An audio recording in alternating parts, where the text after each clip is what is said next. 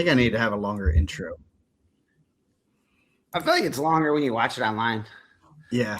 Well, that's because you're already, but you got to get people in the chat. And now we got one person. Hey, we got one person we can talk. Yeah. And it's even weirder because you're on like a more normal time and you're the one like, hey, I'm ready. Are you there? Yeah. Today was different. It was a little bit different. But you gotta get that Dane and Rex intro. I don't have to pay you more royalties. Like I know, man. I'm in there 2 times. 2 times, man. Every episode, every play, you get like 2 times the royalties, like 6 cents per time they play, right? Yeah, I think I get like I'm building up the equity at the Double Eagle, so when I go there, I can get a full meal, appetizer, with a side salad. Oh man, you're gonna get an appetizer and a salad. By the end of the year, I'm gonna have a dessert. I don't know if I've gone one time or two. I think I went one time. We had it like in the banquet hall. We didn't have it in the Double Eagle. Yeah, that's because they were having a Christmas party or something there. I didn't even get to enjoy all the luxuries of the Double Eagle. I know. Yeah, I mean, maybe when you're back in Fort Wayne, you can at least go to the Double Eagle on Saturday night. I'm sure it's probably hopping then. Yeah, I'm gonna just drop in. They was hopping the other night when they wrestled Adam Central. Yeah, there's a lot of people there. Man, that was the day before Christmas Eve. The 23rd was pretty good night of wrestling.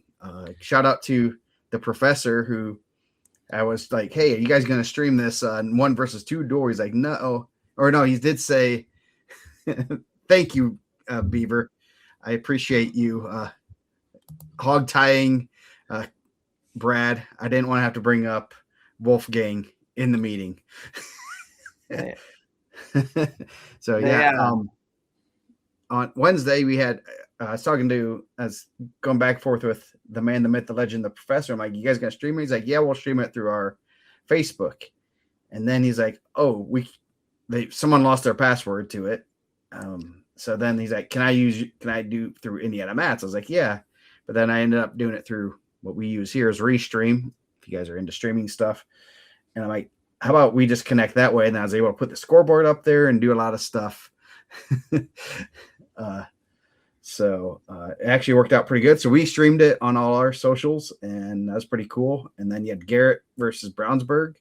We'll talk about that a little bit more. And then Adam Central, Belmont. So I was watching 3 matches at one time. Is good night of wrestling. Who was streaming the Brown? I didn't watch the Brownsburg Garrett. Who streamed that? The school?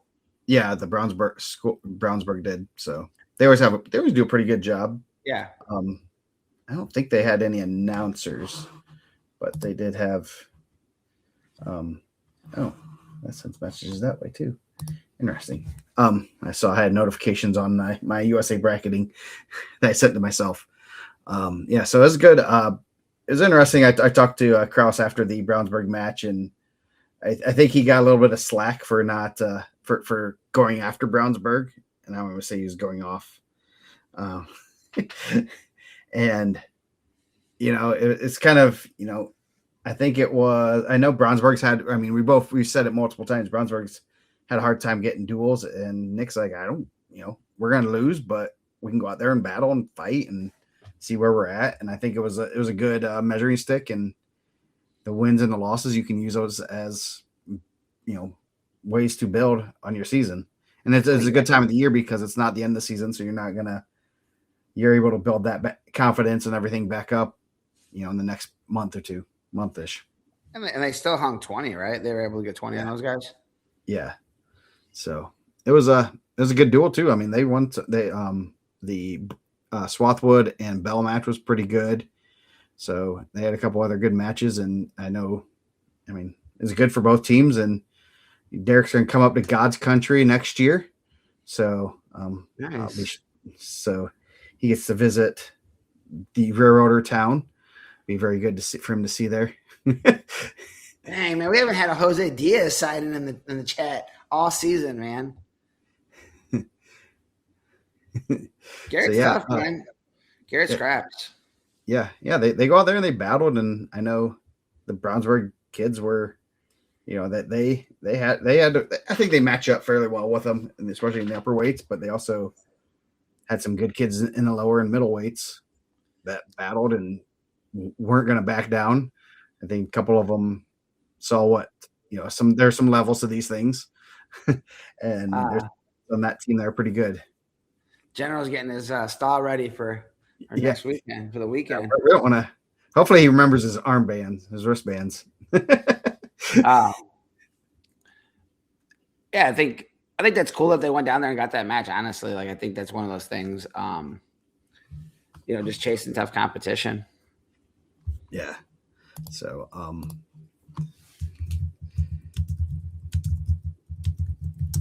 the Adams Central Belmont duel was good. I thought came down the last few matches.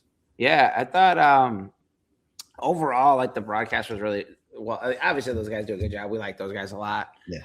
But they had like Ike Rubel on. They had some other, just different guests, and they were like celebrating all their third place finishers, which they had a ton. Mm-hmm.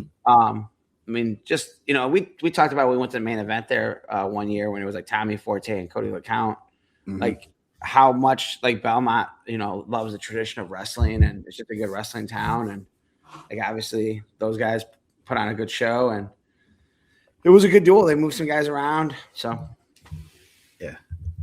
So did Mooresville start today? I think it starts tomorrow, right? Tomorrow, okay. Mater Day was today. Mater Day started today. Yes, I have those brackets. And Penn and Hobart wrestle are they wrestling tomorrow, like at 4:00 during the day? Yeah, right. So they get home at a decent time, and there's nothing else. And then I want to say Concord and Mishawaka wrestle tomorrow, too, because Dolly there was like a seed difference between them, and I'm like, he's like, if we beat them tomorrow, can we get the better seed? And I'm like, you have to talk to the bosses that run this thing. That's above my pay grade. I think they were 1 or 2 off on that, so it was pretty funny. Yeah, we'll talk a little bit about the 4 big holiday tournaments. So it's gonna be pretty. Who did Penn wrestle last year? Like during the day, was it like Lowell, Michigan, or something? They wrestled. Yeah, I think they went up to. They went up to Michigan, and they were making fun of Harper the whole time, which that's so mean. He's a nice guy. Why would they do that? I know. They were calling him some. They were calling him some UFC fighter. I don't even know who it was. Patty. Oh, Patty Pimlet. That's my guy Vargo on the Deepwater podcast. Around Patty Pimlet. Yes. A lot of MMA talk for those guys. Patty Pimlet. I don't even know who it is, but it looks just like. I mean, he does look like he's a Harper. Yeah, did Leon run 3 mats at Mater Day? Hey, it's an old Catholic school. They don't have room for those giant field houses like Calumet, the new tech. I know. Andrean does not have a big field house. I think they're trying to get a big field house. Oh, you gotta donate more. Well, I think they got like offered a bunch of money to stay in the same location, not move to Crown Point. So, I donate about $10,000 a year to those guys. So, give or take. Man, they did this thing at the beginning of the year. It was the super raffle backed by popular demand. It was like $50 a ticket. I had to set like 10 of them, like on top of the tuition I'm already paying. Like, I was like, no, and there was no like you get X amount of dollars off. Dude. No, you have to. Yeah. At some point, yes, the fundraising for stuff is fun. Yeah, 3 mats, probably all they can fit in there.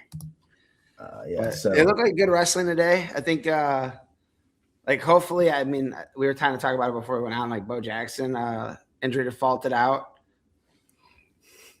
Yeah, that makes sense. If only that was true. He had a big party this. Yeah. Everyone is celebrating. Everybody. But we were talking about it a little bit. I seen Bo Jackson injury defaulted out. Hopefully it's nothing serious. I think he was having a really good season. He's having a really good season. I want to say he's had a really good season. So But a lot of the ranked matchups were pretty tight. Where they were close at, like obviously, I think a lot of times you get those like one. We kind of talk about like 1 through 10. You're gonna have.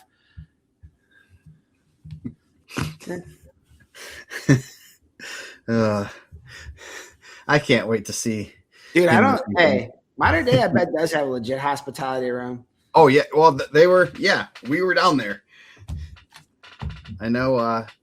Thacker's dad's. He was firing up the meat wagon. It looks good. Oh, got ran into the wall. Ouch. Well, hopefully it's nothing too bad. Yeah, that's a. Yeah. Hopefully that's. It was early too. It was like pretty. I mean, whether the time on track's right or not, it was pretty early in that match. Yeah. Good.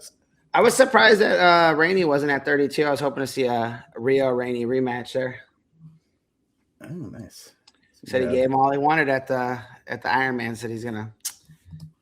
Didn't want to. Did he not even wrestle back? We got another Union County kid. So did he go up? Did Rainey? Oh, Rainey went up to. Was it Jaden or Jordan? So he wants gals. He wants to take out all of the Avon kids. No, there's only one Rainey in the. So did Jordan not wrestle, I guess. Interesting. So anyway, yeah. So that's good event, and it's kind of cool to see some of the Kentucky kids because they bring in some of the good Kentucky guys. Yeah, Chef and Kessinger coming up. That should be a good one. Dowdy and Hetty. Union County has a good, solid team. They do. Oh, the other Rainey's up at 150. Holy cow! Well, he wrestled. What do you wrestle at Ironman? He wrestled at 150, right? 44. 44 because you're the same weight as Shepard. Yeah. Yeah. So they both are up weights. You got Butt and Cohen Long. That should be a good one. Yeah, good. It looks like there's gonna be pretty good semifinals over there. Yeah, a long butt matchup. since we're getting out of control already, might as well just throw that out there. Yeah, that should be. I've seen that. That was a good win for Strevel. Yeah, both Rainies are up weights. Ratliff, Wojciechowski from Civic Memorial. Bauman. They have a Missouri team there also, right? Yeah. Oh my gosh. Don't give your kids.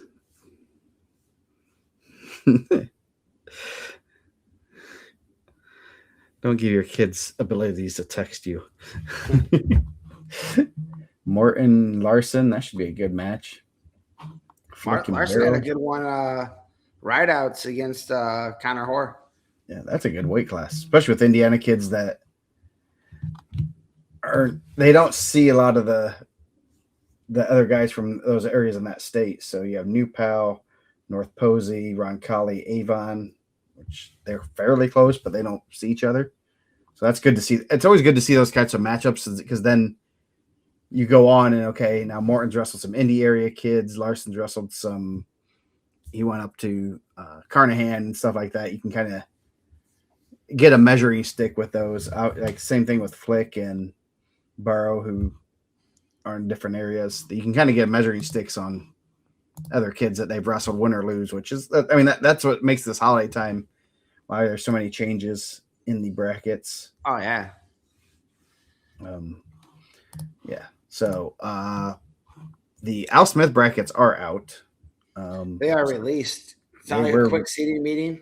Yep. Less than an hour. Thanks to Beaver keeping Harper under wraps. So yeah, I was just looking through these brackets. I haven't had time to look through that. There's some real good matches tomorrow. I think, and they seeded 12, but really there's a lot of ways that you probably could have went, 16 deep where there's a lot of talented wrestlers. Yeah, we were looking at some quarter brackets. There are a couple quarter brackets. We were just looking at like spot checking. I had like 6 losses in a quarter bracket, which is nuts. So there's some good matches. 113 is pretty loaded.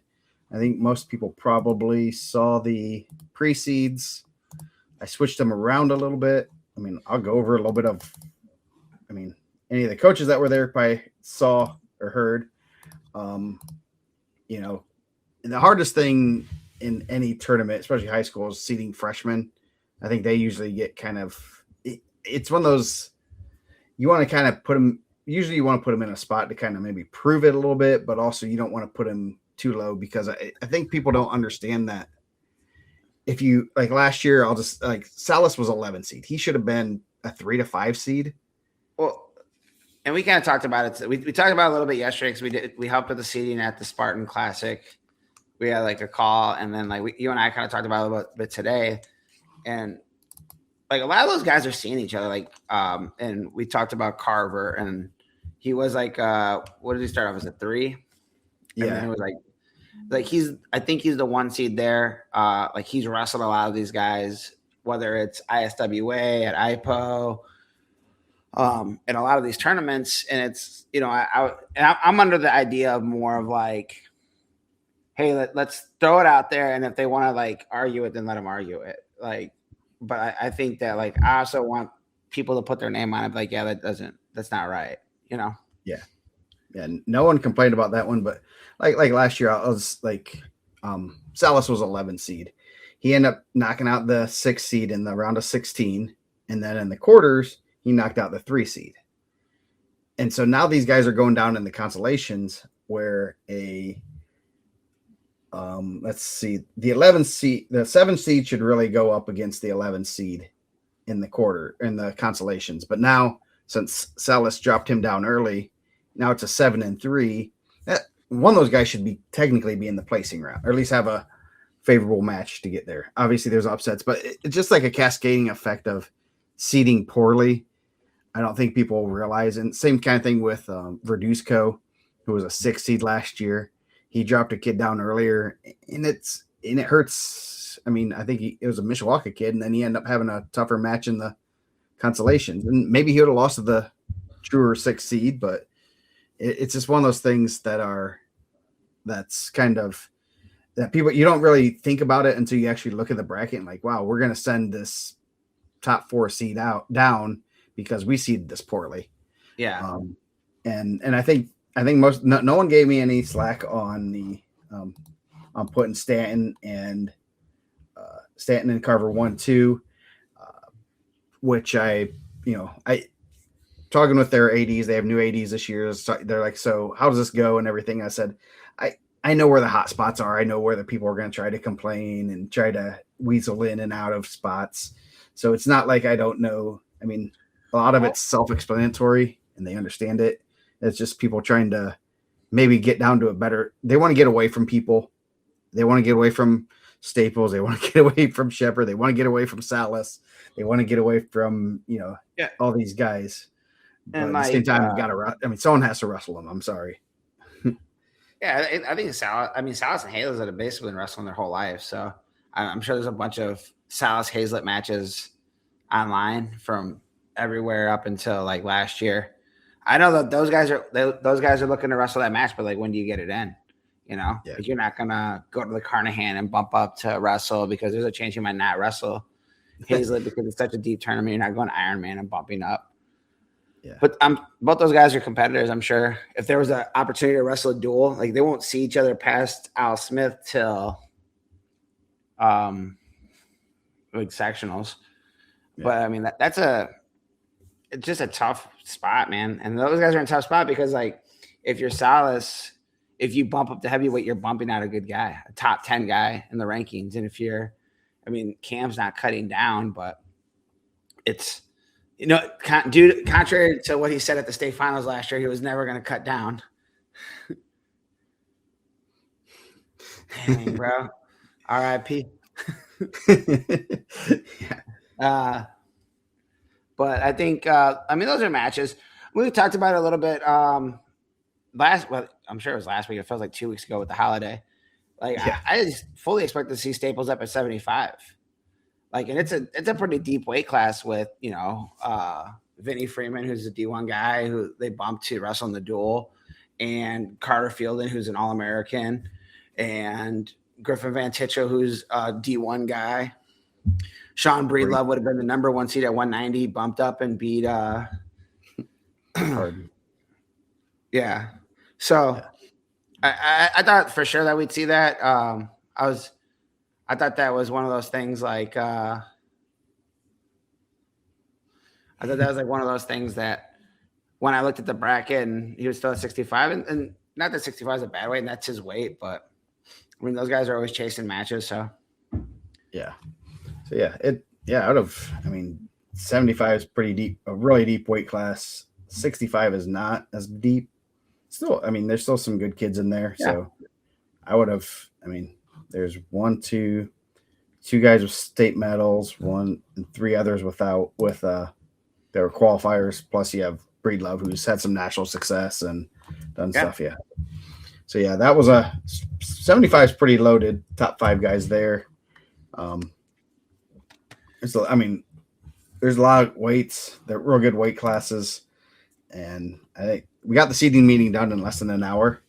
So that's it's one of those things I think given those showing everyone kind of where we're thinking and with the who they beat and who they've lost to, that kind of stuff on there, I think that makes things a little bit easier. I think one of the biggest things, you go into that meeting in the olden days and you kind of know where your guys, you're thinking, oh man, my guy probably slots in like a 3 to 5.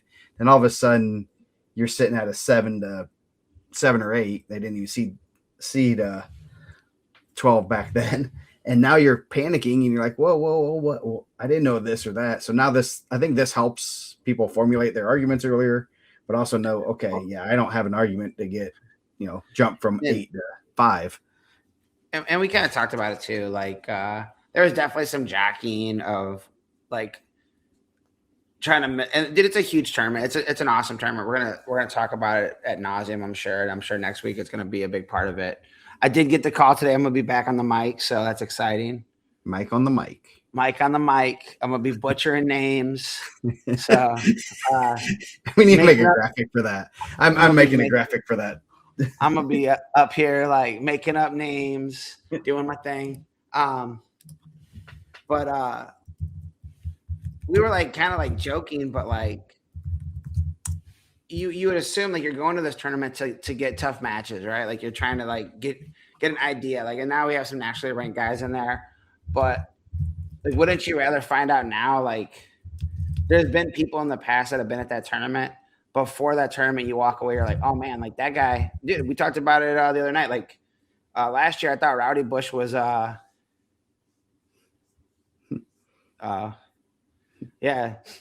Justin Plank said Aiden Flowers over Matthew Staples, taking money, taking bets.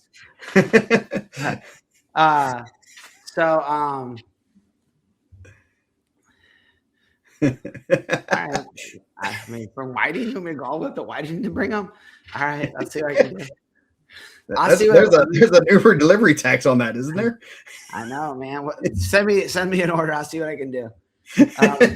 But like we were joking. We're like, okay, cool. Like those guys just have them sit and we'll do final X, right? Like, yeah.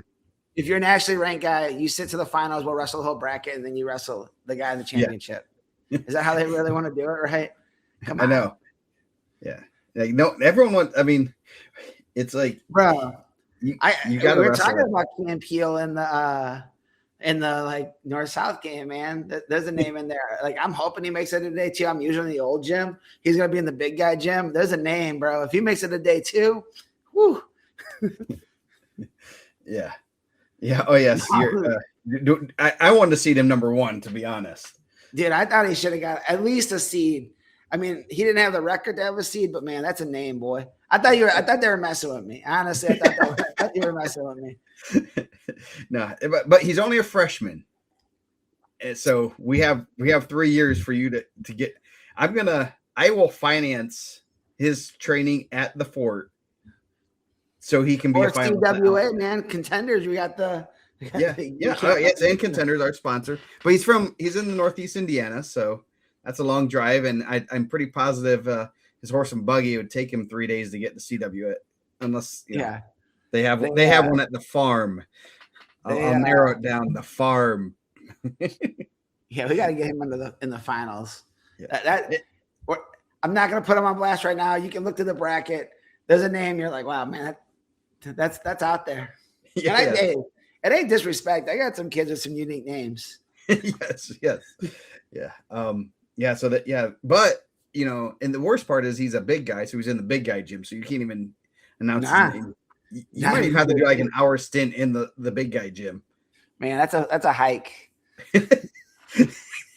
Take a bottle of water. Yeah. a knapsack. All right. Are you going to get some more t-shirts that say Dog Pound Red? Man, honestly, actually, I was talking about that today with somebody. Like, man, I think Eric's the reason he's gone. I think Eric killed that guy. Ran him out of town. Ran him out of town. Fit him for some shoes. The board hasn't been the same without him. Yeah, we need to call him again. He might be Baby Blue Wildcat now. Oh, jeez. I don't know if that's true or not. I mean, honestly, we only had rumors. We don't speak any facts. It's all rumors here.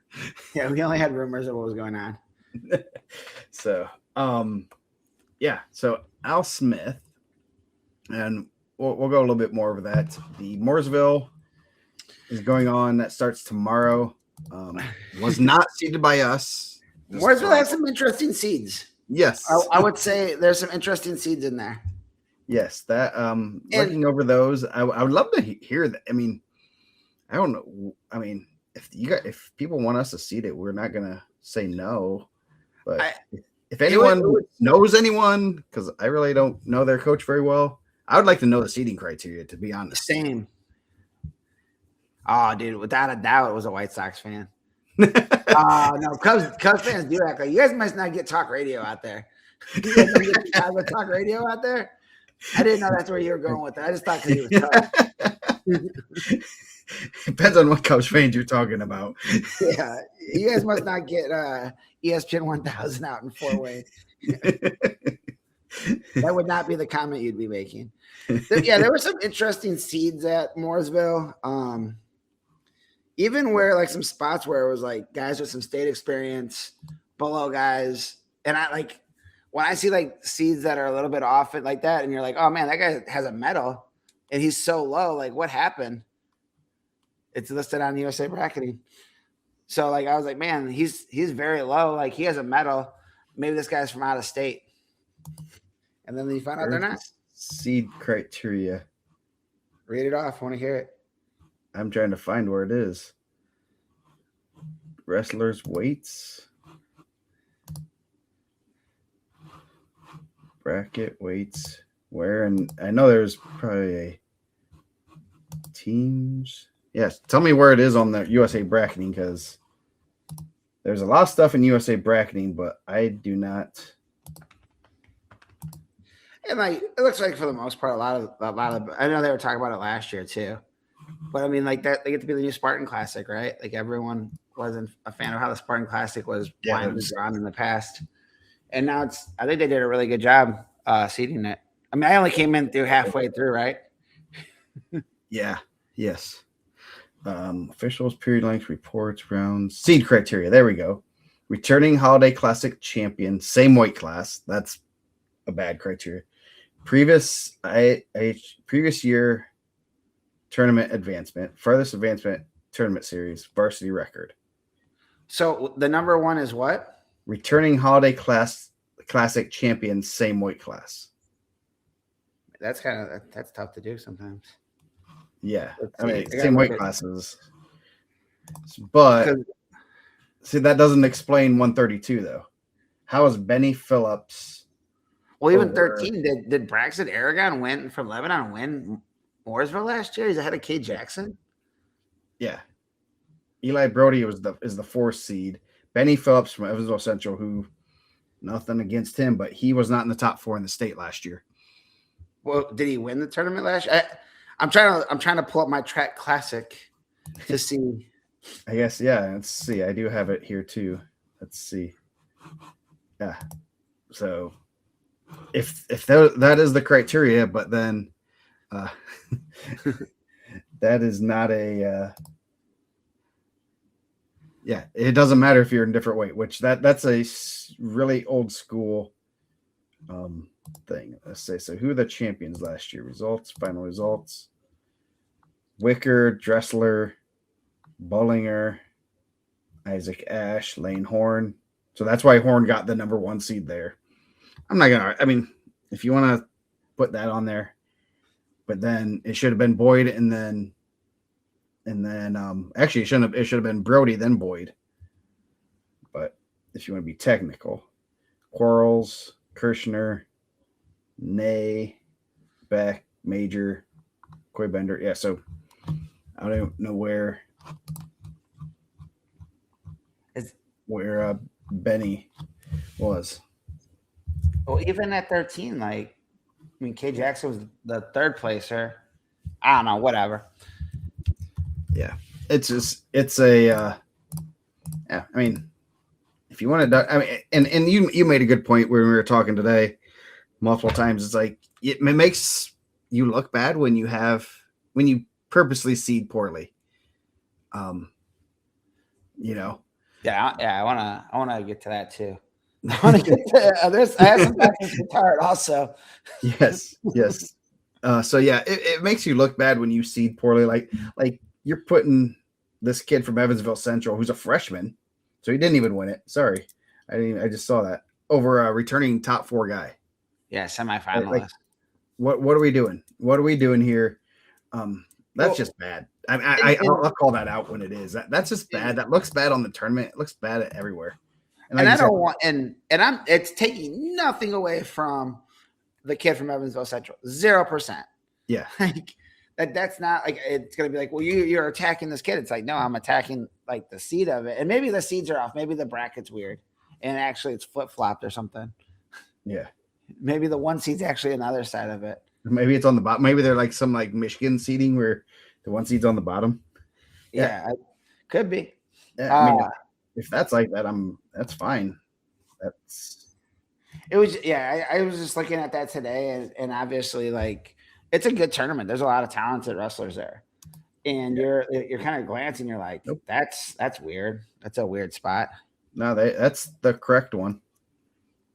It says on their thing says 1 through 2, 1, 2, 3.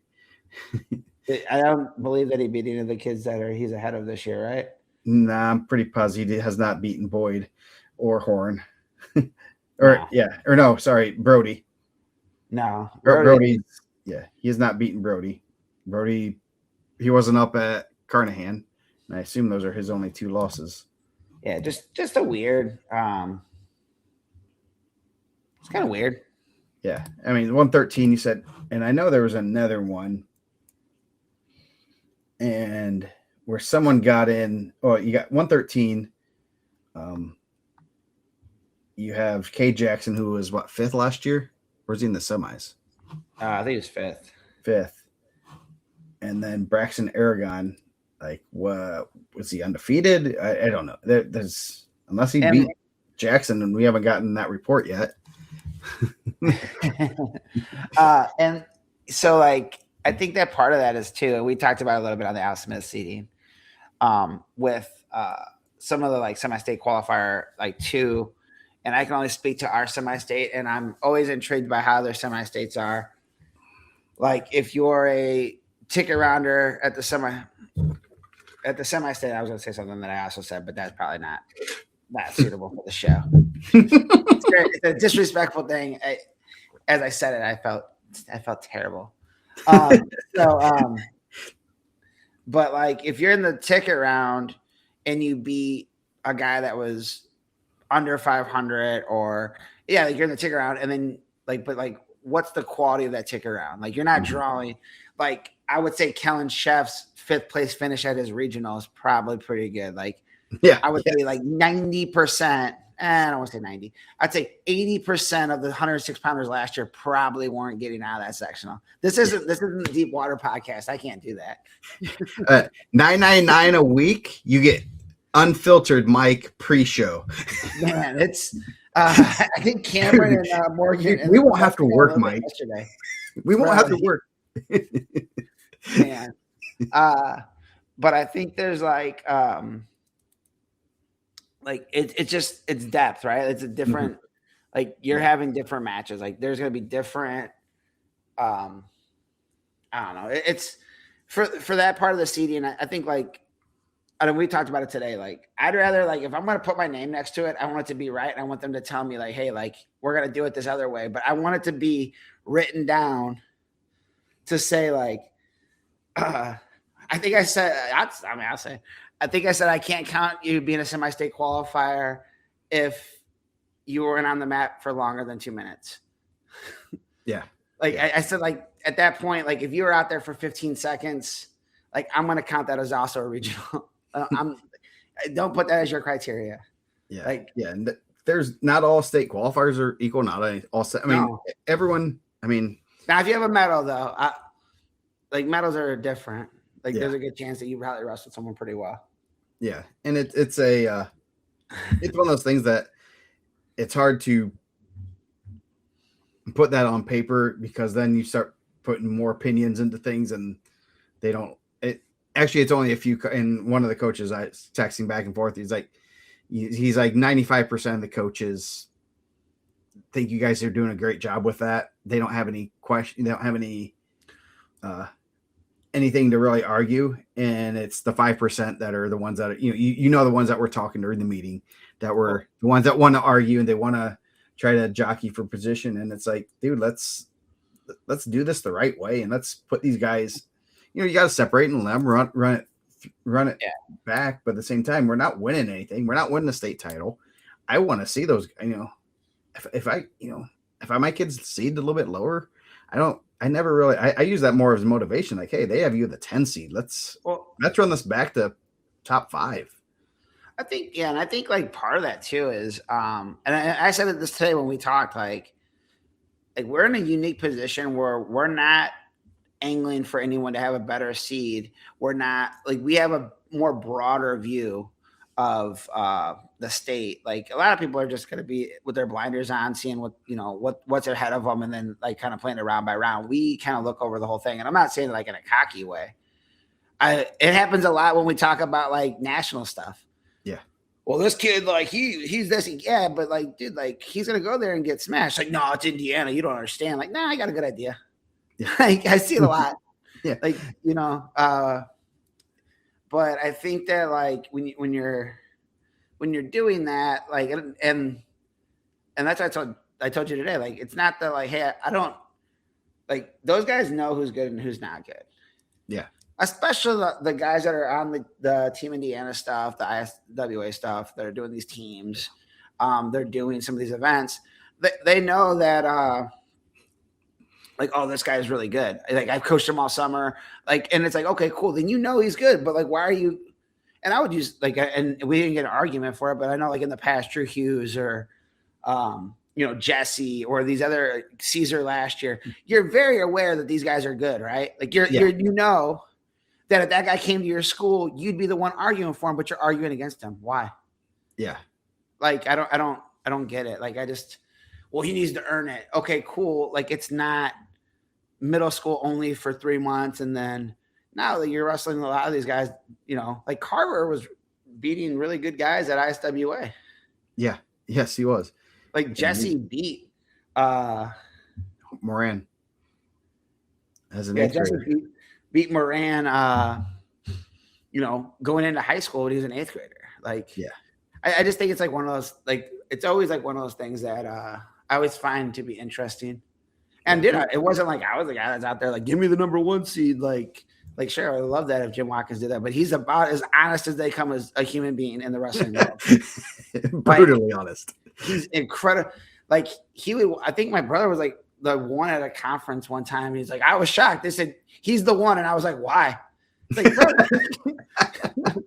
and, hey man, I love the guy, right? Like, but like, that's just how we were like brought up. Like, he's not gonna, and I'm sure anyone that's been in a seating meeting with Watkins will tell you the same. Like, he's not gonna lie on his guys and try to put him in a spot. Like, he wants to wrestle everybody. And obviously we weren't wrestling guys that were placing 5th in the world at that time, but I know it means a lot. I didn't wrestle at the Al Smith. We wrestled at Northmont when I was at IndianaMat, when it was all duels and it was hard. You couldn't just like lose 2 and eat popcorn. You gotta take all the matches. You gotta take 5 lumpings. Yeah, you gotta take 5 lumpings. I mean, Justin Plank wrestled like dude, that thing was nasty. But you know, I think it's just one of those tournaments that, like, I know it means a lot to a lot of people, and being in the finals of the Al Smith probably means as much. I don't know. It's hard for me to like fathom the idea that being in the finals of Al Smith means more than being a state qualifier to some people. Yeah, but I think sometimes like you hear that and it's like, bro, like your priorities are off. Yeah, I don't know. It's one of those things. It's like, yeah, it's you want to try to make the finals. Do you think you have a better chance of beating MJ Staples in the finals, the semis, or the quarters? I think you have the same chance, about 0. Yeah, he's really good. I mean, I don't. Or we got, you know, we can go through the list of the guys that were the Final X champions that no one wants to wrestle. But like, and obviously MJ is a returning champ as a freshman that did something that hadn't been done in a long time that they told tales about. But I would be willing to bet there was a lot of people last year that were saying the same thing about Roman or Routebush, right? Yeah. Like, probably there's been guys that have gone. That's the beauty of the tournament, honestly, of this tournament, is there's going to be guys that are going to come out of this tournament and be like, oh man, that guy can win a state title. Yeah. It's going to be someone that like people are like, maybe like his family like believes in him and like his friends, and he's going to leave and be like, that dude's in the mix to win this thing. Mm-hmm. Or be in the finals. And it happens every year. Like someone's going to come out and be a star of this thing. And you're going to walk away and be like, and it might even be someone that wins. Yeah. Like, there's going to be some guys that impress you and you're like, wow, that kid's good. And he has a pretty high trajectory because we thought he was here. And now actually he's about up to here. And he grew from there from IPO. Maybe he went 2-2 at IPO. Now he's run back for 3rd and has a tough loss to a 1 seed or whatever. Look at Donald Bowie last year. How many people had Donald Bowie last year getting a medal going into Al Smith? Probably Warren Central coaches. Yeah. Like side, the west side. Yeah. East side, right? East side. The east side, represent the east side of Indianapolis. The beast side. But I think like beat Hawkins there last year. Like just came out and put on, right? Like, yeah. Like that's a guy that came out as a star. You know, there's always going to be that. And Ty John of Gary North Central coming in hot. The south side of Lake County. That's what they call that. Is that considered the region? I seen him riding a bike one time. It only had 1 pedal at Roarman Park. Dang, this kid looks mean. But I think that's always like the cool thing about Al Smith is there'll be someone you leave and you're like, dude, that guy's gonna make a run. Yeah. Like Donald Bowie last year, I'm sure. I mean, we're doing a top 5 list, and there's always people, and there's someone, and I'll probably say it there. Like I'm gonna be on the mic, and people have to listen to it, or they can just put their headphones on, whatever they want to do. But there's gonna be repeat state championship matches there. Like you're gonna be sitting in the gym and watch. I mean, you had Clinton Shepard and Kyrell Lavelle. Yeah, Kyrell Lavelle there, and Shep got the win, and it was like, man, we can run that back in a month, and or 2 months, and that's gonna be the state championship match. Yep. And it was, and that happens every year. Gary North Central coming in hot. Broadway, call that IUN. You got a full scholarship. But I think that's always like one of the cool things of the Al Smith to me, like watching it as like the years, and I've got like a pretty good seat now, is like you're able to see like a guy, you know, it's gonna make some noise. Yeah. Gary only has one, I think, public high school left, Gary West Side. Yeah. No more Lou Wallace, Horace Mann, Roosevelt. You can go visit Roosevelt. Roosevelt looks like an old school, like high school from TV in the 80s. If you go around back, you can go to the I think it's like Delaney Project or Michael Jackson's house, right behind Gary Roosevelt. Well, are they going to build the new stadium, the Bear Stadium, right outside Michael Jackson's old house? Nah, man. I think they're saying Buffington Harbor or Wolf Lake. The Bears would be incredibly smart to build in Indiana. I think you get better tax break, better infrastructure. And someone's like, it's too bad in Gary. Like Gary's bad. Like, bro, they're trying to put this at the Michael Reese spot in the south side of Chicago. You're telling me the south side of Chicago is worse than Gary? Not as bad as Gary? Hyles Anderson, that's Baptist College, bro. Man, they built like a beautiful home right across from Hyles Anderson. That's where that must be Eric's house. It's it's just like you're driving through like a regular neighborhood. And you look over and there's this beautiful, huge home just out of nowhere. Like if someone won the lottery, it's like, I'm not going to move my property. I'm just going to put a really nice house here now. Morgan said I'll have to share another one before off air, but 7-seeded wrestlers at the Spartan are out already. 7-seeded? Before weigh-ins. Yeah, before weigh-ins. Tough, man. Tough weight. Let's go back to this Jack Davis, Bishop Chittard run. This is pretty wild to me, and I don't think it's ever happened, and to my knowledge. They're going to wrestle the Spartan Classic, and then turn around and wrestle the Al Smith, and then turn around and wrestle Team State. It's pretty wild. Yes. We did for a couple of years. Team State was it was like Tuesday, Wednesday was Al Smith, and then Team State was Saturday. That we did that for like 2 years, I think. That was brutal until they moved Team State back a week. And we did that. It was like a couple of years where we did that, and that was the kids were just like, dude, I'm taking about 7 losses in this week. It almost was because they knew it was going to be some tough matches, and it was tough to keep them focused, keep them not from getting hurt and everything. Yeah. Bro, see, I told you it's a $7 million home directly right across from Hyles Anderson, just like in the middle of nowhere. It's crazy. Like it's in the middle of, it's like kind of like up a block. It's not like a hood, but it's like Pine Island's not the nicest. I think there was a couple murders there when I was living in that area. And, and it's, so it's a little bit further from that great Thai food place in front of there, though, if you like Thai food.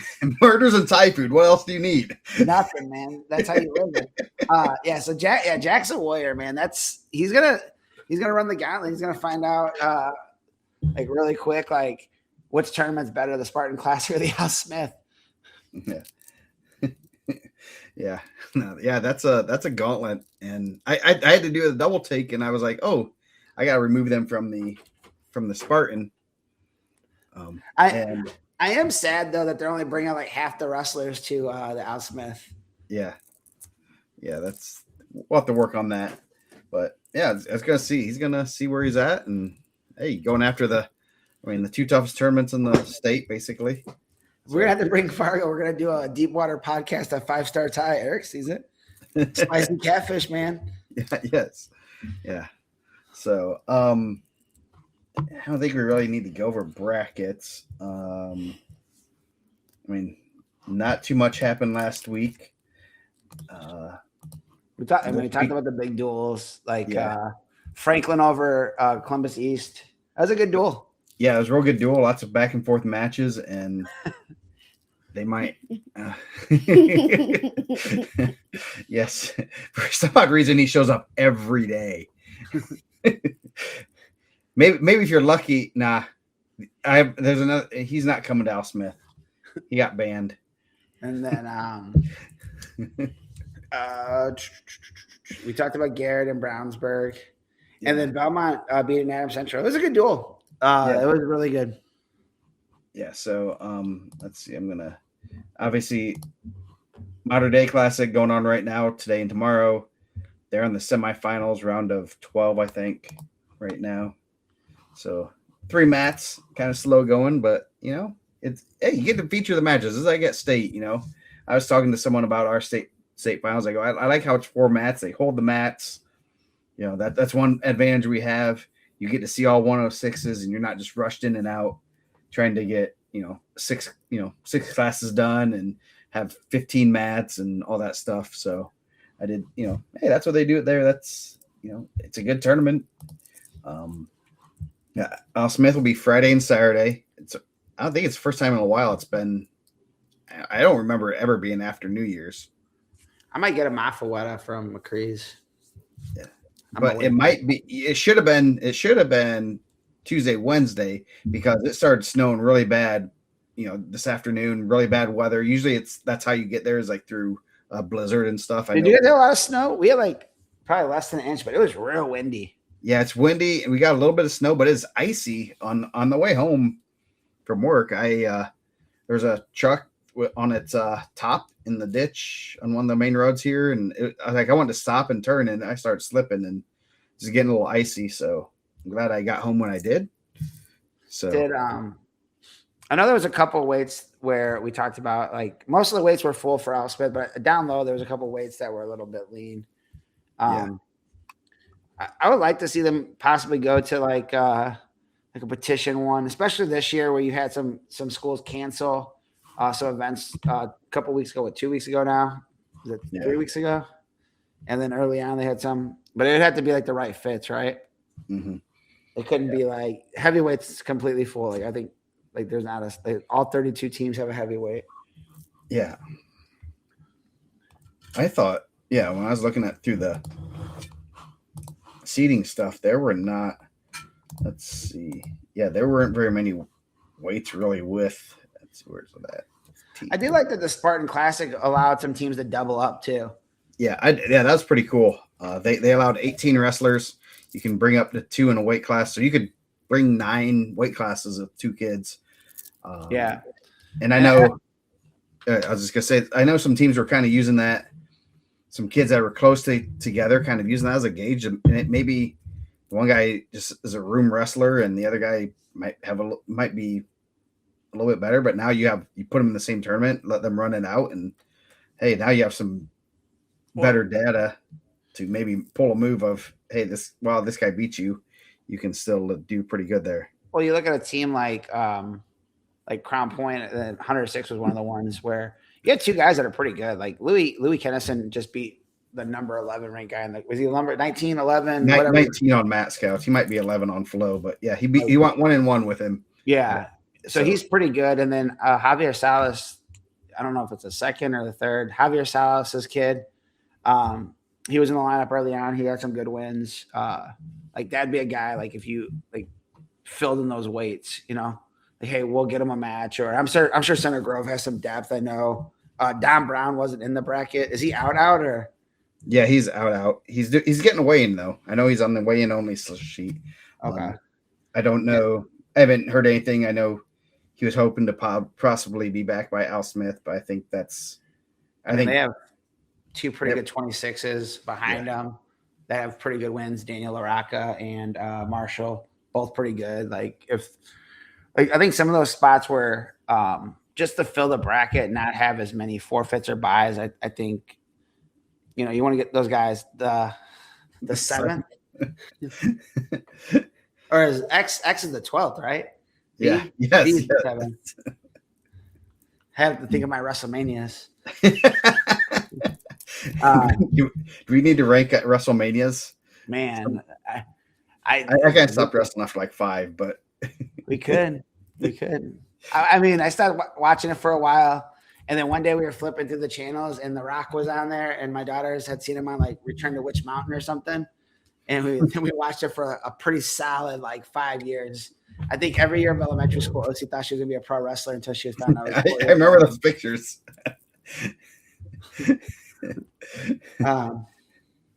We don't speak in what's it, Roman letters around here. Roman numeral. Yeah, Roman letters, Roman numerals, whatever. So see, I know more stuff than you do. I do think like this is the time of year where you're starting to see some guys move weights and stuff like that too. So always interesting for the rankings. Did we get rankings out today? I seen you were talking about like some semi-state rankings. I don't know. They never gave me the final yes or no, but I guess I better check them. We did get team rankings, and I need to post graphics. I'll do that tomorrow. This with all the seating stuff, it got pushed back, so we'll get graphics. I didn't even look at them because I was so busy at work. And there, I assume we have a new number 1 at 3A. I'm just going to take a wild guess, and that is probably so 1A. I know 1A is the same. Southmont, Rochester, North Miami.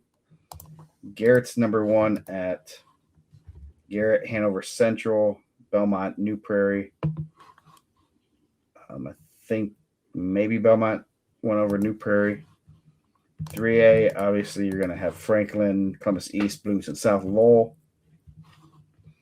And then 4A, I'm going to guess at Brownsburg, Crown Point, Center Grove. So I don't know if Center Grove, I think that's been the same for a while. 45 teams at the Spartan Classic. Yeah. And Dane did go 15 on the team rankings. So hey, there's Garrett or Carol. Carol's at 15. So Pretty good.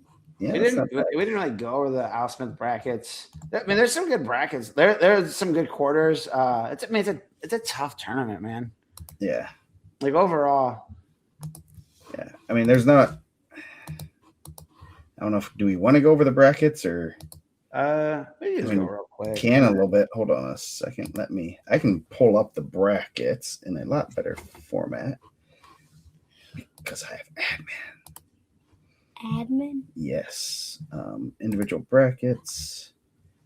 So I want bracket templates now. Scroll no order by. Darn it. I was hoping I could. I was thinking I could. Smith Wrestling Classic. No, not that one. USA Bracketing. There we go. I don't know if this is going to work very well because I need to make this smaller so we can just see the championship because that's all we care about. We're in Indiana. We only care about the champs. Oops, we need to make that. Uh-oh. Yeah, that doesn't look very good. Actually, if I do that. Nope. I gotta take hide chat overlay. Undo. Okay. Hold on a second. We're all small. Why is this not letting me do that? 106 is like always one of those weights too, where you have some really talented returners, and then you have some guys that are returning or incoming freshmen that are really tough. So, yeah, there we go. That's better. Okay. Maddox 1 seed. Some matches we're kind of looking at on there. Benninger versus McCoy. Probably second round. That could be a good one. Yeah, it was good to see Benninger back for the Adams Central Belmont duel. Yeah. Not really. This one's pretty well separated. There's pretty good defining line in the top guys there. Oh geez, 113. That's pretty loaded weight class. That one we could have probably seated about 20 and still been a little bit. Feel like we left a couple guys off. You got Nick Freeze, Jackson Jean, round of 16. They're both seated, but that's gonna be a good one. Yeah, Nick Freeze, Jackson Jean had a really good tournament there last year. Yeah, Sierra versus Trevor Munsell, first round. Sierra's a returning state qualifier and placer there. Munsell was semi-state kid last year, right? I believe so. And then the winner of that gets Roman Marquez, who was up a weight last year. Quarles and Carter Gary, little NCC rivalry right off the bat. Lowell and Hanover Central. Yep, that should be good. And then the winner gets Tate St. Laurent. This quarter bracket, this top of the bottom bracket, Areta. Cruz Oweta. I will get this. Oweta. He has Anakin Burkholder from Concord, Brady Baker versus Max Kleberg. You have 6 losses in that quarter bracket. And 1 seeded wrestler. That's pretty nasty. Yeah. Oh yeah. I mean, it's a deep weight. Just overall, like Chase Michaels, state qualifier. Brody Blevins, real tough. Yeah. Head was a semi-state kid. Westfall got a medal. So Mobley was a semi-state kid last year. Yeah. And he'll run into Westfall. So yeah, that's a brutal weight class, and don't be surprised if there's some upsets there. 120. What's Maddox? Is that the one that won? Connor Maddox. Yeah, Connor Maddox. Yeah, he won. Yeah, I know. He won the Ironman. He's pretty good. So you got Carver there. Carver and Stanton, 2 freshmen. Mike just wanted to get Stanton a little bit better seed for some help with softball scholarships. Trying to get softball tickets to IU. Hey, we're not we're not. We'll take bribes. We're not opposed to that. Hold on a second. Let's see if I can. There we go. That's even better. Maybe. So up top, some matches going down. Jacob Powers with a 3-5 record. He had a win over somebody. I can't remember. Riano, yeah. Sometimes the Crown Point kids come in there with those tough records because they just hit Ironman and Carnahan. Yes. And so yeah, Travis Gamble versus Josh. Oh no, I thought Raby. I was thinking Raby or somebody else. I know that Acuna match and Powers that Acuna Powers match that was like the first match of the year.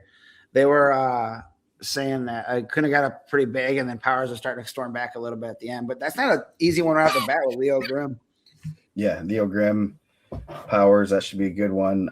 Gamble, could see Chance Smith. Gamble's pretty solid, and Warren Central has some kids like that come out of nowhere, and you guys, they're pretty good. Ray Pohl Stenner, possibly around the 16. Nathan Scott's pretty solid. Dane Van Veldhoens. That should be a good one there. Gabriano versus Stanton first round. So that's going to be, you get a number 2 seed and you get a guy that basically was 13th seed. Yeah. So. Do you feel like if you're past like a certain spot in the seed, you're just throw them in the bucket and like pull it, like hope for the best? Yeah. Sometimes you'll get it. Verduzco, top seed at 126. Let's see if there's any other big matches. Diaz and Need, another wrestler at the Harvest. Yeah. Diaz and Isaac Ruff, well, we'll see 3 losses each. Gabe Veet and Jude Pratt. I think that was one that we kind of waffled back and forth on. Jude Pratt's a really talented freshman. Veet, I believe, was a semi-state guy last year, senior. Yeah, and then the winner of that runs into Josh Kite. So that's a pretty good quarter bracket. Not even a quarter bracket. That's a 16th of a bracket, I guess. I guess it's a quarter. You get to the quarters. Let's see. Jet McGuire, wrestling for Warren Central. That's a past placer. Dylan Marshall has some really good wins for Center Grove. 12-3. He's got a lot of mat time. I know he did well at the swing kickoff or the Center Grove thing. So jumping in there as a backup, he's a guy that's pretty dangerous. He can make a run. Yeah. Ben Mills from Belmont's pretty solid too. He was one of those that were just outside the seed. He was 20-2. Actually, him and Kreiderman were really close. Was he the last? That might be for that seed. And that's a tough one. And then the winner of that's going to have Brady Miller, who just came off a huge win over Jackson Lavin. Yeah. Okay. No, Kreiderman's a 7 seed. So, but yeah, they were pretty close there. And that ends up, so yeah, that's going to be a good one. And then, Brady Miller, Fleming, 132, Gavin Lewis up top. it's easy when you see the records. Callan Ori, Isaiah Bukamiya, that should be a good one. In the round of 16. Kiros, Humberg is pretty solid. And Westfield has a really solid team. I guess we didn't even mention about Westfield. I guess we'll wait till we get to the bigger guys. We'll mention what happened. Yeah, Humberg just had a huge win over Jet McGuire. Nice. That's a good win for him. That's a good one off the bat. Caleb Asa, Gavin Reed. Yeah, that should be. I mean, two sophomores. They're gonna. And this is a tournament you don't want to get put in the backside early. Dylan Wills, he did get seated. So, that's a good bracket. You got Hunter Mallory, Warren Brown. That should be a good match. Yeah, winner gets Dylan Wills. That's a really good match right there. Yeah. Aiden Campbell. They got Brady Shannon, Ethan Poling, and Jackson Ingram. I mean, that quarter bracket has some losses, but Aiden Campbell's pretty solid. Jackson Ingram only has 3 losses. Shannon 5. I mean, that's yeah. So 38 Stanley. He's pretty good. Got Eric Hunt undefeated. Aiden Hartman 1 loss, possibly in the round of 16. So that's pretty good. I mean, there's a lot of undefeated. It's interesting if you'll see some undefeated guys, and you automatically think, well, they should be the 1 or 2 seeds, but they are 5 or 6 sometimes even lower, and that's strength of schedules and stuff like that are huge, and just having past experience. Henry Farrow and Luke Johnson probably wrestled at Goshen early on, so you get a rematch of that. Yeah, it's just like college football. The undefeated teams aren't always first. The number 1 seed. Exactly. Shout out to my boy Abraham O'Neal heading to the finals. Yes, he's got a Donald Bowie possibly. Who? And for college football? No. Let's see any other good matches up there. I think that bottom quarter bracket, obviously, Stuckman 5-1, Hunter Douglas 18-0, Kyle Smith, returning semi-state guy 5-2, and Jacoby Moore 14-3 in the state rankings. Yeah. That's a good quarter bracket. Quarter bracket with 6 losses again, and these are. I mean, Hobart Russell's a good schedule. Northwood Russell's a solid schedule. Warsaw does. Homestead obviously. They were at the Curry Clash. Yep. Hornsby, number 1 seed. Got Rains versus Jared Quazenda. That should be that'd be a good match. Quazenda, I'm sure Paul will tell me how to say it. He's a talented freshman. Like, that's a kid I know that they're pretty high on. Yeah, the winner possibly gets Alec Washburn, who's pretty solid. That's a good one. Tatum Jones 1 loss. Yes, possibly Dalton Robson, Amron Pratt, Brian Thomas. That's gonna be a good first round match. Thomas is pretty solid. And then you got Trevor Crump and Cameron Cooper in that same. That's pretty good. Yeah, good quarter bracket there. Let's see. Cash Mays end up getting in a pretty good spot for not having much criteria. Kokendorfer, Gardner both have 2 losses. The winner gets a good one. That's a good one out the bat. Yeah, so a lot of good ones here. Then Tejan Newell. So Luke Reed from Valpo is not seated in any bracket because he's not wrestling. Yeah, he'd Spartan. He'd be at the Spartan, but he's out. Shepard, and then there's some other wrestlers in this weight class. Any other matchups that you see coming up early? Yeah, I think that'll be an interesting match. Marcus Malone, Ian Hutchinson. I don't know if they hit at the. Hutchinson was up a weight. He's down at 59. I think he was up at 57, right? Yeah. Schwarzkopf was down at 25 or 26 at one point. Now he's up at 50. I think that Wolpert, Joe Pawn, David Bolin, Elijah Wright would be a good quarter bracket. Joe Pawn, a really talented freshman. His only loss is Luke Reed. Yeah, the right kid from Garrett's pretty solid too. He's just been at big boy weights, and that's not easy as a freshman or sophomore. So yeah, that's gonna be a good quarter bracket. Hank Fennessy, Markel Shelton would be a good one right off the bat too. Just tough draw right there for Markel. Yeah, then you got Graydon Staley and Maxim Kolonik. That's a good quarter. That you didn't want to be a number 2 seed because you got some pretty tough brackets right there, quarter bracket, just to get the quarters. 57 Hybert, he's pretty good. Charlie Schaefer, Colby Smith, Charles Farrote, Lincoln Underwood. Those are the second round. Second round of this way is going to be really good. Vanderloo Guerin having a really good year. You got Jack Davis down there with a medal, but Vanderloo Guerin has a win over Parker Reynolds this year and basically has a win almost everyone in his bracket except for the 1 and 2 seed. Yeah. That shout out to Center Grove and seeing some good competition early. I think that helped us out a lot.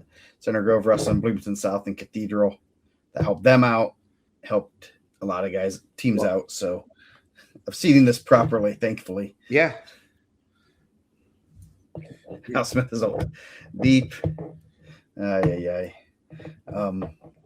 talked about Jack Davis running the gauntlet. Yes. So 165 Staples. He's pretty good. Ezra Ostler from Bloomington South. Moses Howard, Wawasee. Mansilla coming in undefeated as a 5 seed. Grime. Yeah. Ticket rounder. He was up a weight last year too. He's pretty tough. Yeah. There's one good guy. There's one really good guy, and then there's a lot of guys that are going to be fighting it out there. Porterfield has a win over Grime. Ben Clark was maybe he'll tag his brothers in. Maybe we'll see his brothers. I told them they both look small. I thought they were cutting weight. They both wrestled 97 in college. Luckily, they're nice kids, and they don't mind joking. I think Grayson Strickland was up a couple weights last year too. Yeah. Should be. This is gonna be a kind of wide open. This is a weight that you might see some guys that kind of open your eyes. I think 175 might be the deepest, with one of the deepest weight classes, like 1 through 5. Well, I think you got Freeman. Yeah, even past that, I think there's a lot of really talented guys. Vincent Freeman. He's got a state medal. Sean Breedlove is the 5 seed. He'll have possibly Van Titchell in the quarters. Granger is a returning state qualifier, up a weight at 90. Yeah. You got Timmy James in there too, who's pretty talented. I think I believe Granger beat him. Yeah, Breedlove has a win over Hardin. Denny Allgood is pretty good. Allgood is good from Bloomington South. Breedlove's been wrestling really well. Yeah, it's crazy to think that he's a 5 seed here, but he would have been the number 1 seed at 190. He was high on my secret ballot. Yes. So you got Lincoln Cooper, bottom side Cooper, and then Josiah Payne, Jimtown, Israel Sonnet. That could be a good one. Sonnet, returning state qualifier is a 6 seed there. Yeah, Caden O'Neill has had a win over Granger. Mm-hmm. Ashton Hans I feel like Ashton Hans always had a really good Al Smith. Yeah. And then you have Carter Fielden on the bottom side. He has Bishop Chittard. You might want to get some revenge from didn't he lose last year to Chittard at Team State? He's wrestling Bishop forfeit from Bishop Chittard, so I don't think I don't know if he's going to have to overlook anyone at the Al Smith. That forfeit he might be the scale. Yes. You can't overlook anyone at Al Smith. I would not, I don't trust I wouldn't trust those Chittard guys. Maybe they'll just slip in a wrestler. You never know. Maybe Spangle will actually weigh in and wrestle in that spot. and record it for his podcast. I don't know if Spengler wants that. Kyle Harden, number 1 seed at 190. I thought Christopher Herrera from Portage, sophomore, wrestled really well out the gate, 13-5. He's in the same quarterback as Calvin Stewart. Alec Tatum was a state qualifier from 2 years ago. Really talented junior. I believe he was runner-up at freshman sophomore state to Corey Tante. That's a tough one right off the bat. Byron Balzel. Is it Balzel? Warren Central's had some good wins. He was third at Marion County. Got drawn out of the hat. That's a quarterback. It's pretty tough because Bryce Montgomery. That's probably a good football. Bryce Montgomery's a pretty good football player for Maryville. Alec Tatum's a pretty good football player for Hobart. I don't know about the other two guys, but I know those two play football at a pretty high level. Isn't Tatum a quarterback? He is a quarterback. I think Bryce is a safety. Nice. Or maybe he's a linebacker. Yeah, that's a good weight class. McMahon. We're just gonna skip right over Prairie High's 3-3 junior. Oh. Huckleberry Brandleberry. Huckleberry Brandyberry, yes. He has a tough one with Leslie Retzloff, but we're pulling for Bradbury. You know he has a twin brother. His name's Mason. So one's gonna be really tough. Yeah. Is it like a boy named Sue? Boy named Sue. Oh yeah. So Austin King, Northwood, pretty solid. Lucas Anderson, that should be a good one. Caden Uran, John Stryker, and yeah, Xavier Palacios in the bottom bracket. 250. Oh, go ahead. Caden Uran hurt his shoulder I don't know. I said shoulder, but I don't even know if it was shoulder. At Carnahan, I'm happy to see him in the bracket. I know he was banged up in the match with like Nathan Mazakawa, who's also wrestling really well at the Evansville Mater Dei Classic. Yeah. 215, Cesar Salas is pretty good. This one was a fun one to see just because there was a guy you had to pivot off of, and then a bunch of people just kind of started piling on with wins.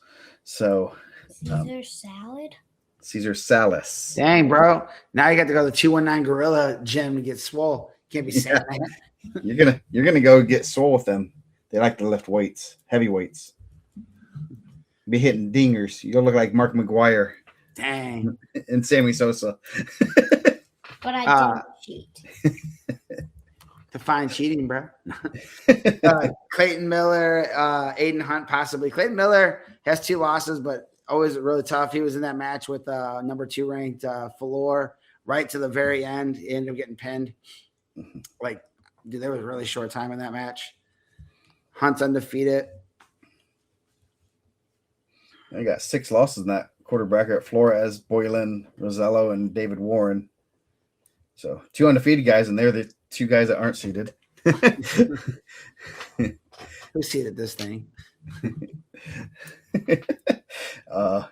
So yeah, Mason Grube for Bloomington South. He has some solid wins there. Brady Eichelman from Zionsville. Him versus Santiago from Concord. That could be very interesting. Man, that's another pretty good quarter bracket with only 9 losses. Jackson Washburn from Chittard. So yeah, Keaton Gibbons, Chesterton, Landon Reynolds, then Johnny Bear, pretty solid sophomore. Preston Perez, that's gonna be a good round of 16 match right there. Preston Perez has been behind some really talented upper weights for Hobart the last couple of years, but yeah, that's a good spot. Derek Morton, last year's runner-up from the Al Smith, number 2 seed. Yeah. Has there been 4-time champs at the Spartan, haven't there?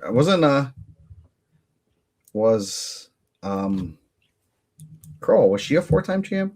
Or no, she lost the 1 year. Yeah, she did. I think. I'm sure like some of those Cathedral guys. Cathedral was there for a long time, right? Yeah. Yeah, they were. I mean, was Lance there? I mean, he had 177 wins. I don't think he had any losses either. About 169 pins, I think. Yeah, something like that. I think if he was there, he had 4. Yeah. The heavyweight's good. Yeah, I man, know, that's a like, deep weight class. I know they're going to be looking at the 1 and 2. Obviously, a returning champ and a returning semifinalist from 2 years ago that were in the semi. Was that the finals of the IPO? Yep, finals of the IPO. Both really, really good. Different body types, different styles. That'll be a good match. But man, there's a lot of really good heavyweights here. There's a lot of good heavyweights across the state. But yeah, McNeil and Vanderwood. Vanderwood's a freshman, a little bit undersized but talented. Kyle Sommer just got a win over Declan Guard. His only loss to Hartle Road. Tony Brooks, a super athletic heavyweight for Crown Point. Damon Stearns has a real talented heavyweight for Riley. No Jakari Markey. I was sad to see Jakari not in the bracket yet. Yeah, I know he has an injury. Man, that'd have been just throw him into this bracket and you could have seen, man, that knocks somebody. Yeah, I think that knocks Stearns out of being a seed, so then he's a random draw in there. Hank Redmond kind of jumping a couple weight classes. Got a motor. Him and Noah Martin on last, what was that? Friday, Wednesday. That was a good man. Tuesday. They're all blending together now. Jacob Reynolds, Diesel. You got Diesel, TikTok star. Yeah, man, we need to have, we should have got Diesel and Redmond to wrestle because Redmond he's the YouTube star and you got the TikTok star. He does like better YouTube or TikTok. Right? Yeah. Maybe we can get a little matchup. Yeah. Maybe a content matchup. So then down the bottom, Grady Baker, 20-2, had a loss to the Laporte kid, kind of dropped him in the bracket a little bit, but kind of found a good spot there where he's going to be able to get some matches. Yeah, Reynolds and Baker wrestled in the first round at semi-state last year. Oh, so a little rematch, a little Belmont Garrett rivalry could be juicy. Does Baker have? What's he run on? Does he run on unleaded or diesel? Josh Diaz, 16-1. His only loss to Cam Hazelet. Aiden Pageant, I believe he was a semi-state qualifier last year, down a little bit of weight. We're missing a ranked guy here. He's graduating mid-year and heading off to Ohio University to play football, so can't fault the guy for getting an education and chasing his dreams. Yeah, so you guys didn't, that's Joe Maverick, who he looked real good when I saw him at Westfield, and when Big Tony or Terry, I always call him Tony because there was Tony O'Neill, and that was a teacher at my high school. Told us that he left early. It's kind of disappointed, especially. I thought he could. I mean, he run it to the semifinals at least, and have a shot to do pretty well at state. So yeah, but which is time another guy that would have dropped some guys in the bracket too. Yeah. So you had two guys, one guy with a state medal, one state placement. Man, ooh, that might have been the toughest weight class. So Baker on that bottom part, Connor Olson, I believe he's up a weight. Jake Ludke is in Illinois. I believe he was a freshman, sophomore placer in Illinois. And then Hartle Road, obviously. Good to get Hartle Road back out there. I'm happy he's back on the mat. Hate to see that he lost a year last year, especially coming off of a huge win in Evansville at state a couple years ago. Yes. Greco champ, right? Greco national champ. Yes. So we want to go right into what we're going to rank. I don't think you're going to be able to do this one though. What is it? It is. Let me see. Is it my thing? No, it's something else. Uh-oh. It's best Al Smith matches. Oh, dang it. I got 5 of them. You got 5? I got 5. And I got an honorable mention. Yeah, I got a couple honorable mentions. Let me clear this off, and then we will. I thought we were going to do the video game ones. No, we got the Al Smith coming up. We'll do video games when it's a little bit slower week. But I won't be on to rank them. Hey, it happens. So we are ranking the best Al Smith matches in our opinions. Some have some personal, uh, some personal feelings mixed in. So I know Mine might not have as many personal feelings. my number one is going to get some people riled up, but there's some personal things in there. So do you want to start, or I don't remember who started? I can go first. My number 5, I was on the mic for it. It was a couple years ago. Really cool moment. Juliana Ocampo over Mason Jones, 2-0. Only female champ in Al Smith history. And Mason was super cool about it. I remember he had came up. He's like, "Yeah, it was closer than the last time we wrestled." Like, yeah. What? So that would have been 2023, I think. Yeah, I think so. Yeah, that was a good one. I didn't even go. I was going through some past brackets. My number 5 is Drew Hughes over Adam Garcia. And I put in parentheses really the whole tournament Drew had. He came in as the 8th seed and just mauled everybody. And that was the good old days. You only seeded 8, so he barely got seeded. And I was in that meeting, and it was, a lot of, oh, he's a freshman. And they're like, he's really good. And I remember the 1 seed, he was a returning champ. And then, Drew knocks him off in the quarters, and it's just like, why did we do this? Why did we do this? And it was, but more or less it's the whole tournament, but just the whole like. And we should have phoned in Dane for this too. Dane loves the Al Smith. Dane's the historian of the Al Smith. It's like one of his favorite. I gotta write in, but he'll be on my honorable mention too. But like I would be willing to bet Drew probably has one of the highest pin rates of anyone that's wrestled at the Al Smith. Oh yeah. Yes. Dude, he pinned a ton of people there. Well, with his senior year, he had the way they do the outstanding wrestler there. Actually, might need to do something for that. They do it by most pins in least amount of time for the champions. And the 1 year Streck had a forfeit, or someone defaulted to him. And so he couldn't get it. So he ended up trying to tech his guy in the finals because him and Drew were, they're friends, and they were, going back and forth. It was pretty funny. But it was pretty good. I would say my number 4 is going to be, I'm going to say Paul Beck, Kyle Ersman. I think Kyle Ersman's only second. He had 2 losses in high school, and that was the second one. Lost in the semis as a freshman, and then lost that one, and then wrestled Paul Beck at the semi-state. Did he wrestle I don't think he got him in the finals that year, did he? No. Come on, Zach. We're going to talk about that one. Oh, yeah, that's the one I want to talk about later. That was a crazy match. Okay, my number 4. This was there's a couple things. I'm pretty positive I wasn't there. Was I there? I think I was there. We weren't wrestling in it at that time. Cash Quiroga over Josh Harper. It was Harper's senior year. I think Cash tried to chase him at Trikoff and didn't get to him. And Harper was a 3-time champ. And I have the article, and I'll link it on there. But Chad Hollenball wrote an article. This was started the website. We were 3 weeks into the website, and he might, the clash went to Cash. The article still on the website. You can read it. Pretty good stuff.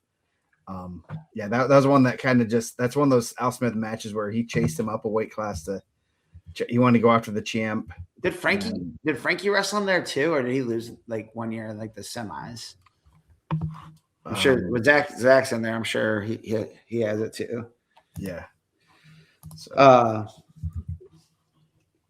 My number 3.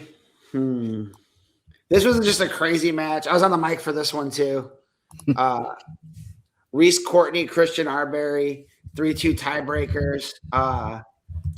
Like they had to like restart the match. It was 30-second rideouts, and Courtney had got away, and they stopped the match, and he like left. But like, obviously, he had to finish the match, and they had to bring him back, and they were still. And then I remember, man, it was like crazy because I remember there wasn't a lot of time left. There was like 8 seconds maybe, and right after the whistle, he went for like a collar tie. I remember everyone just yelled "shoot!" like we waited for him to come back. And Christian Arbery had some very tough, dramatic, some very dramatic matches at the Al Smith. Last year, I think he had a tough one in the with Staples, him and Staples, and what was it? The semis. Yeah, that was a crazy match. And then the coach is kind of chirping a little bit. So that was a good one. Christian Arbery, Reese Courtney. Yeah, that's a good one. I know we kind of went over. I knew this one would be on your list. This is on my list, but my 2 other ones have some personal flavor. Mendez over Watts, 2018. This was one that we knew. I mean, Watts was returning state champ. We knew Mendez was really good, and it was a good match. It was a real good match. This is where we're like, okay, let's see how good Jesse. I mean, Jesse, he could have probably dodged Watts and Yorktown Kid. Yeah, Braden Curtis. But he went after a weight class with 2 state champions and beat Watts, really good wrestler. And it was a good match and kind of cemented like, okay, this guy's really, really, really good. And not that we didn't know it, but he was a freshman. Well, and you wanted to see that match. And Watts was a returning champ. I think he had beat someone. Did he beat Triana the year before? He had beat someone pretty good in the finals. Yeah. The year before, was committed to Central Michigan. And that was kind of one of those moments too, where I was like, man, Jesse's different, bro. He's just a different. Yeah. He told me like when he was a 6th grader, I'm going to be a 4-timer. And like, you're like, okay, everyone says that. Right. Like, and then, and he did, and he's killing in the college level. But I remember after that match, like it was, and I think it was like 5-3. It wasn't like a blowout. It got further at the state finals, but I remember he was so strong. I got to go lift. That was such a fun match. Yeah. It was such a fun match. I have to go like lift more because he was so much stronger than me. Jeffrey Brown, that Weingart Clark match was awesome. That's a kid that one. That was 2 years ago. Those 2 left it all out on them. That was pretty fun. Yeah. That wasn't even the finals. That was at the quarters, right? That wasn't even. Yeah, that was semis because it was in the main gym. Yeah, but they were going back and forth. Those two, they weren't going in another second. So my number 2's a couple matches, and I'm gonna miss him. He wasn't there last year, but Hayden DeMarco definitely found ways to make it exciting. Hayden DeMarco, Czar Walker. That 10-7 match, I think Czar got a takedown late, and then DeMarco got like a reversal and backs to win. Oh, yes. And then the next year he wrestles, and with Eddie Goss, they go nose to nose. Like I have to like concentrate because if I don't read it like straight down, I'll lose my place. And I just heard the whole place going nuts. I'm like, what did I just say? And I look up and they're just nose to nose, center of the mat. See, Goss won that one, right? No, I think DeMarco did, right? Oh yeah, yes. DeMarco was a 3-time Al Smith champ. Yeah, that was nuts. Yeah, it's like, whoa, they're getting face to face. Like we didn't even know they were that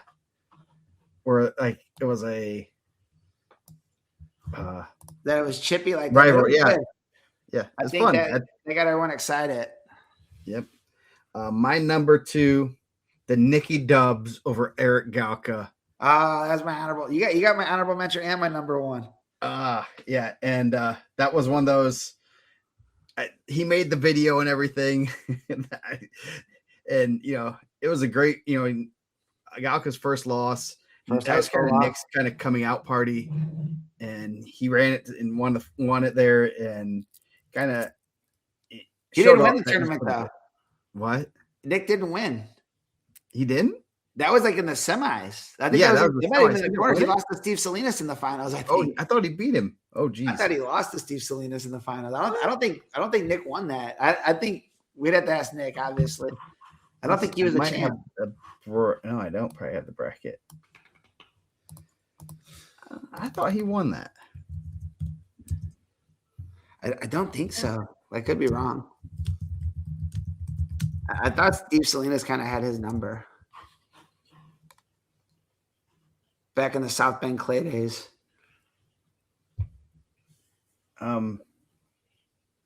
No. Text him. He'll get back to you. He loves that one. See, My number one. Yeah. Jesse. Here we go. Okay, here we go. He had the TV. Oh man.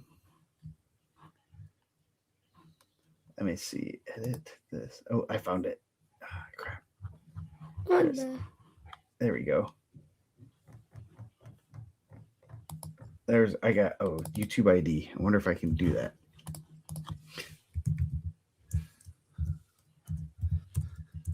Okay. Go ahead with yours. I could pivot on it. Jesse Mendez and Watts is my number one, but I'll go to a different one.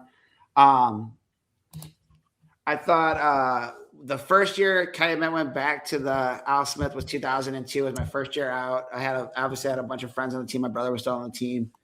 Jeff Asbill beat Matt Burkholter for a title there. He was like a couple seconds off of getting the OW. I think Alex Dolly might have got it that year. So Jeff Asbill, 2002, Jeff Asbill over Matt Burkholter. Okay, let me get. Okay, I was trying. Where we go? Sorry for stealing your thunder. No, that's good.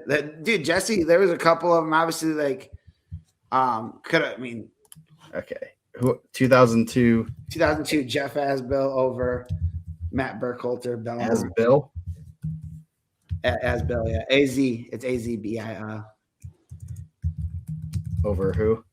Matt Burkholter. Matt. Okay. He beat him at state that year, too, I believe, like the quarters. Okay. So I'm watching the Weege John match. I think he won. Oh my gosh. Yeah, he did win. He won it? Yeah. Yeah, he did beat Slime. I think that was like one of the few times he beat him. Oh, I didn't think he was the champ that year. Nice. Good for Nick. Yeah. He's skinny. Yeah. Yes, he's skinny. So my number one, very personal, the 2016 semifinals at heavyweight, Jesse Lawson over Robert Samuels. That is a little bit personal, but that was a redemption match. Can I share the? Let's see, I did have the link. Let me find my links. I have way too many tabs up at all times. Where'd that go? Let me bring it up. I have the link to the match. I'll put it in the notes, but it was actually, it's not in my notes. It's right there. Where I got a little excited in the corner. So I'll put that in the chat. If you want to watch some excitement in the corner, there's from you. Yes, we'll watch it later. Yeah, it was just a redemption match. He lost to him earlier in the year, and Lawson ends up pinning everyone through into the finals. No, don't spoil it. No, they know what he wins. Well, so. Yeah, but like, I want to see it. You'll see it. It's actually just the ending. I have to find the full match video, but that was a fun one. Just getting him to the finals. He's the only champ that I coached there, so that adds a little bit more. For who? He was for Carroll. Oh. Yep. Oh. Yeah. You don't remember that? You were alive. I was barely. No, I wasn't even alive. Yeah, you were. It's 2016. It was December. No. So you're like. Oh yeah. Okay. 9 months old. I can't believe you remember that. Oh. So. Nick was going to be my honorable mention, but I'll go with. I think Gavin Gendris had some really good Al Smiths there. Like he 4-time champ. I know he beat Charlie LaRocca there twice. Every time I've left the Al Smith when we watched Gavin Gendris, I was like, man, like we'd always do a pound for pound, and he'd always be like my top 5. Yeah. Yeah, he always had good tournaments. Unfortunately, Jesse was only Was he only a 2-time or was he a 3-time? He was a 3-time. They missed the COVID year, but they were supposed to go. They weren't even going to go back. They were going to go to like Ohio. Yeah. So there was a match I really liked. They Andre Merritt, Sam Goyne in the semis. I remember Andre Merritt like tossed him and the whole place went nuts. And like Sam like walked back to the middle, was like, all right, guys, settle down. And then winning. So what was that one again? Andre Merritt, Sam Goyne. Oh yes. Oh yes. I remember that one. That was a good one. And then my last honorable mention, another crazy match, Czar Walker and oh man, the Bloomington South. I can't think of it off the top. He's still there. He's 57 this year. Cooksey? He like ripped, huh? Was it Cooksey? Yeah, Cooksey, Wyatt Cooksey. He like ripped a headlock on him. Everyone thought like he was pinned, and then Czar ended up holding on for the win. It was a good match. Yeah. So I got a few honorable mentions. I don't know, Zach's on. I had one more. I wasn't there for it, but they told me it was a really good match. I got wrote in by request. Tim Maldonado, Travis Horn final. I did hear that Tim Maldonado hit the nicest headlock of all time in that match. Nice. Or like the best. Yeah. The best ever. So I got a few honorable mentions. Where'd this go? Crap.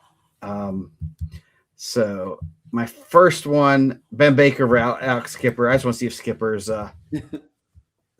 is watching. See him comment. He's probably wearing his shorts because he is like that. I got some. I'll go with the ones that are not personal. I got two personal ones at the end. Thomas Pinola over Zach Fator. I know the other Zach mentioned that one. That was where he got the overtime call he got the overtime stall call before overtime started. Because Fator was like tying his shoe or slow to the back. And that's the one thing that like there's always some crazy controversies. There's some crazy controversies for sure. Yes, and it's that's the one thing I always whenever I see good matches I go that's the only thing I want them talking about the wrestling and not some controversy. Yeah, I forgot about that. Zach Fator had some crazy some matches. Yes, yeah. 2018, Braden Lytle over Riley Bedich. That was an overtime match, right? Yes. Both guys are just goers, and 7-2 overtime victory. Riley's still doing it, man. Yep. Still out there doing his thing. Go follow him on TikTok. Yeah. So then I have a couple personal ones. This is more of like just a run. Our first year we went at Garrett to Al Smith. We were at a really good tournament, and our 215-pounder, Travis Crunchia, lost to Jalen Robinson first round. And then ran it back all the way for fifth and had like 5 pins, and just ran. He had a real tough match with with one of the Lowell kids in like the first round of consolations, and then just first or second round, and then just ran it back, just pinning everybody. It was like one of those runs that he had a day, or 2 days, and it was one of those things that was like it was awesome to see and it was fun to watch, but it's just one of those days that you like. Okay, this is a lot of fun. That year was the year Snyder left mid-season, and the seating meeting was just naps. I didn't go. We won't get into that, but it was just it was a cluster, and the kids weren't seated where they should have been. It was really bad. But then we came out. We ended up having 5 places in our first year there with some solid kids, and it was a lot of fun. But that was one of those runs where a guy just ran it back for fifth after he saw he had Jalen, and we knew that was not going to be a good matchup for us or anyone else in that tournament. Yeah, nah, Jalen's pretty good. Yeah, so I had to put that one in there. Just I think it was 2011. I think that like one of the really cool things about the Alex Smith is it's such a tradition-rich like tournament too. Yeah, and I was just kind of looking at the comments like Zach could do a top 5 with just Hobart matches. I'm sure like you had the Triana and Watts or Auburn over LaRocca. You had, Black and Malloy. That was a really good match. The year Danville was there, like for the hot second. Yeah, I had to double check. I was like, it's like they were. And that's not even talking about like some old Hobart. Like I'm sure Alex Ramos had some wars there, and like Belmont. I'm sure Belmont's been there since the start, right? Yeah, you like, could probably do a top 100 of Belmont matches there. Dude, I'm sure like there's probably some Belmont matches in there that you just like walk away and you're like, wow, I'm sure you talk to Rex and Dan, they can give you a top 5 of their Al Smith all time. You could, obviously Mishawaka, Penn, just the teams that were there that have been there for a long time. Yeah. And then I got one more personal just because it was a pretty cool move. Ethan Hicks over Brock Ellis, high flyer, Bo Nickel over the back type. Yeah. And that was pretty fun because it kind of emphasized a pretty good tournament for him. And that was pretty cool. But I'm sure there's some Chesterton ones in there too. They probably have had like a list, a hand. I know like the Davisons had a lot of wins there, and Keith was probably there back in the day. I think that's like a really cool thing about the event is like there's a lot of. I was thinking about it today, like think about how many coaches that are coaching there now also wrestle in that event. Oh yeah. The Lucas Davison, Luke Pinola. Yeah. That was a real good match. Those two got after it, and that was a real good match. I had that one. I saw that one like, ooh, that was a good one. And a lot of these are just finals, but the semis, there's that Staples Arbery match was really good last year. Just man, like that was and it was just like such a heated match. What was the one the year before? It was Belmont and Mishawaka, right? Like who was that down the corner? Remember? And that got real chippy too. They had to call security. Oh yes. Who was it? I do have those up. I think there's only been three 4-time Al Smith champs, right?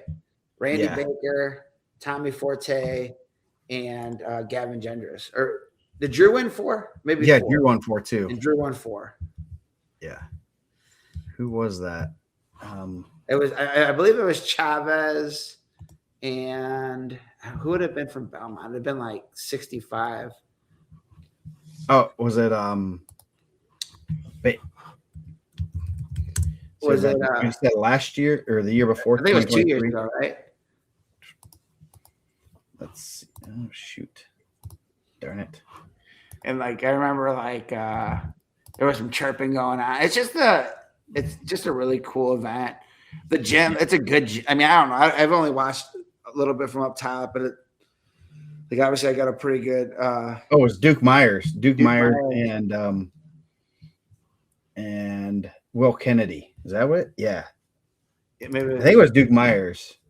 I thought it was Chavez, but I could have been wrong. Yeah. Right. Yeah. That gym is that's an awesome gym. It's like 100 years old, literally. And it gets rowdy. People are on top of each other. I mean, the fans are right on top of the action. And man, it's like it's crazy. Like the teams that have been there, and it'll be interesting because there's some new teams there, right? Like, where's Homestead going to position themselves? Because you look around and everyone's in the same spots every year. Oh yes. Like, all the teams are like, this is where we're at. Like where Belmont's at, where Penn's at, where Hobart's at, where LC's at. You just look and it's like cool. Like now you have these new teams coming in. Where's the Hanover team going to be? Where's Homestead going to go? That's and that's kind of one of those traditions with the event of everyone goes in their same little corners or nooks and they have everything. And now the new teams are going to have to figure that out. The new teams also have to figure out the 2 gym. I mean, the 2 gym thing, like you miss matches constantly. Oh yeah. And especially you're going to be in the little guy gym. And so you can't even get up, if I hear of a match going on in the other gym, maybe the quarters are starting a little bit earlier. I can go down there and watch, and you're like stuck there and you're just watching on now USA bracketing, but you're stuck there watching and stuff. So like up on an elevated platform and taking a couple bathroom breaks, but really just kind of like motoring through that thing. I appreciate those guys having me. Like it's a cool event. I remember like when Steve had originally asked, I was like, yeah, like of course. And then it's like, dude, this is like a tournament that we didn't wrestle in, but everyone knows about, know, and that they're like kind of giving you the like now, like, hey, like do a good job. So awesome event, like an awesome gym for it. The finals are good. Like they run all the mats. Like you only get to make it to the next day. It's not like Iron Man where you get like one match and then if you make it, if you're there the second day, like you did something right. You were talking about your guy, like he lost first match. We had a guy in 02. He didn't qualify state or anything. I don't even know if he ever went to semi-state. He lost his first match in overtime and wrestled overtime matches all the way back to third. Oh, jeez. Mike Koff. He wrestled every match was overtime. And I remember thinking, like, dude, this is like a wild run. And then you're like, but you see like those matches and like if that kid can get on that run, then he can get to state. And then a lot of guys that are champs don't necessarily not make it to state. There's only been a handful that I remember that were like not state qualifiers that have been champs at the Al Smith. Yeah, and your overtime guy, that was probably back when the coin flip for the second overtime. Yeah, so you're running that. That's a. You better go to the casino if you're winning those coin flips like that. But my brother wrestled Ed Wineland there. I think that was Ed's last high school match. Like broke his collarbone in the match. So UFC fighter Ed Wineland for Chesterton. So yeah, that's gonna. It's such a like. Has such a lore in Indiana wrestling, which is really cool that we're involved this deeply in it. And you kind of at times you just want to sit back and like, wow, this is. I mean, this is probably one of the most popular events in the state. Regular season, obviously, Team State's probably right up there too. But this is an event that a lot of people talk about. They wanted to be in there. I know when we were at Garrett, we were trying to get in, and we had an open invite, and our AD wouldn't let us in there until finally he decided he would let us in there. And obviously I know our wrestlers that had paved that way were kind of upset that they didn't get to wrestle in it because they wanted to be in it. And it's really cool to be in that kind of event. So, I think he's talking about Spartan Classic. Spartan Classic. Yeah, I thought it was Ike Valdez. I thought that was it. Valdez, not like Chavez. Valdez, Isaac Valdez. I thought that was it. Yeah, it's such a cool event, man. And I know Steve isn't the head coach now. Benji Dolly's taking over for Steve, and dude, Steve did a lot to bring teams in and try to turn over some teams and bring tougher teams in there. And when some of the teams are starting to fade a little bit, and obviously some of the South Bend schools closing. Doesn't help with that and open the door for some squads, but man, he did a really good job. I think like people are going to look back and be like, dude, he put a lot into that tournament to bring some squads like Garrett in when they were coming up, and now Homestead's coming in, Hanover's coming in. And I mean, can you imagine like back in the day, if you could have had a handful of Olympians and NCAA champ running through your tournament, Yeah. Maybe it was the 7th place match there, Myers and Valdez. It was I didn't get to see what happened, but I just see the commotion going over there, and just got the show goes on. Steve Senior, he'll handle it. He'll go make sure everything's going right. Yeah, it's a great event, and I know. I mean, I even know Steve's, even though he's not. I don't know if he is helping out or not, but I know he's still. How many the people that have been involved, how much they care about the event, how much they care about how it's ran, how everything. I know that, like I said, they have two new ADs who are going in. Eyes are just like, they have no clue. And helps that, like we were able to come in and help with the seating meeting and get that over with. Cause that can be a pain in the butt. And it's a lot of things that non-wrestling people don't understand. And having someone that knows what has number one, we have the clout, we have the respect from the coaches that, hey, they know what they're doing. It's hard to question that kind of, that stuff. And it's not some just random person that's running the seating meeting that doesn't know anything about wrestling or even, that kind of stuff. So it's a lot of fun. And I'm excited for the event. There might be some cool content coming on our social medias. So from the event, so we're working on planning. So we got a few days to plan some cool content, maybe on our video content. So I think, yeah, it's just a really cool event. Like I know the people, like you said, like the people that have been involved. I know you said that Jean's not doing it this year, and she had been a part of it for a long time. I think she is helping out. I don't know. I don't think she's the main one running it this year. I did see she was on the admin list, so I think she might be. Okay. She might be running like the big guy gym or something. Something. She's a sweetheart. And I mean, but she's a little less stressful than running the whole tournament, and I think. But she does a great job and did it for years. Mm-hmm. So, and just like it means a lot to the community. It's a great event. Yes, we gotta get Morgan up there someday. He said he's never been to the Tri-Coff. He's never been to the Al Smith. He's living on the southern part of the state. He needs to come up. Yep, he's afraid of the north side. Yeah, and Mother. He was supposed to come up to the Tri-Coff this year, but Mother Nature kept him away. Yeah, I know. Well, karma. It was karma. He was giving the team a hard time for canceling, and then they canceled. Yeah. Yes. Yeah. So, great events going on this week. It's kind of cool that the three big ones. Actually, I mean, I guess there's four, but they're kind of staggered enough that we're going to be able to catch them all. So we're not going to be looking at Mater Dei and Connersville and Mooresville results the same time we're looking at Al Smith. And Al Smith being a little bit later. Speak of the devil. Say his name 3 times, he shows up.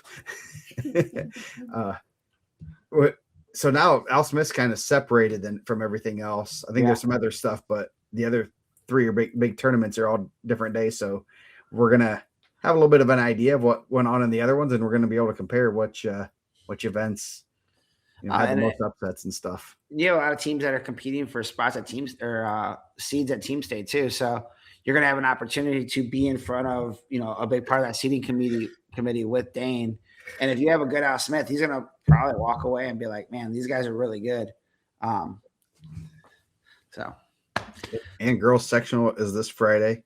Yeah, I heard professor's chasing down records and everything till midnight. Professor, he works tirelessly for Indiana wrestling behind the scenes. I think, like we were talking about the house, but there's so many people in the state that put so much into it. So, yeah. So, yeah, that's a pretty good show without very much going on. 2 hours in. Minimal rants. Not many rants this time. I mean, the seating meeting went pretty smooth. I was ready. I had a notepad up for rants, or the things that were said in the seating meeting, and unfortunately, nothing too crazy was said, so I couldn't go after that. So yeah. Other than that, pretty good day. We're excited for this week. Great week of wrestling. So one of our favorite weeks of the year. So rankings are going to be all messed up, and so probably don't need an update yet. Yeah. As far as programming, Sunday is the bracket reveal for Team State. So that will be on the WZBD, and I think we're going to be and it'll be on our socials, I believe, also. Still working out the kinks on that one because I have some things to do that night, but we'll figure it out. We'll get it up there for you guys, and then on Monday we'll be having our regular show back to normal, recapping Al Smith and all the other tournaments, and then talking about Team State. So that's gonna be a long show. So maybe we'll get on there a little early. Mm-hmm. And then, I mean, girls sectionals Friday also. We'll probably do something next week with the girls about their regional, which feeds into state. And if you're interested in helping with girls content, we are always taking applications. I just told injured Crown Point wrestler we got some stuff that we can go and get some stuff. So he wants to help out. Said, "How are your feelings on girls wrestling? Let's get some content." Yeah, I have definitely reach out, and we will work on things and work out make sure things are good. And then, I mean, we're not just gonna let anyone. I will say that I do want to vet the people because I do take a lot of pride in the website and stuff. And if I read a sample paragraph and it looks like my son wrote it, No, yeah. Come on, Rocco. Tell him. Come on, bro. yeah. So Hey, I'm smarter than you in some ways. oh yes, baseball trivia probably. No, in the Roman numerals. Oh, Roman numerals, yes. It's been a while since I've brushed up on my Roman numerals. I even know the names. Yes. So with that, we are going to get out of here. We'll see hopefully a lot of you guys Friday and Saturday in Mishawaka. Should be some great wrestling. Should be some great wrestling in Connorsville, Evansville, North Montgomery. North Montgomery has a real good event. Mike, I gave you admin access for about an hour. He said he had all the power. I said, man, did you just start banning people? He wanted to. He knew better though. He knows, since I got him a job with ESPN at NCAs, he knows I can take that away. So but with that, we're going to get out of here. Thank you guys for joining us. Have a great week and a happy new year until we see you. We'll see you guys all next year, actually. So we'll see you guys next time. Last one of the year. Hang on, pick your nose.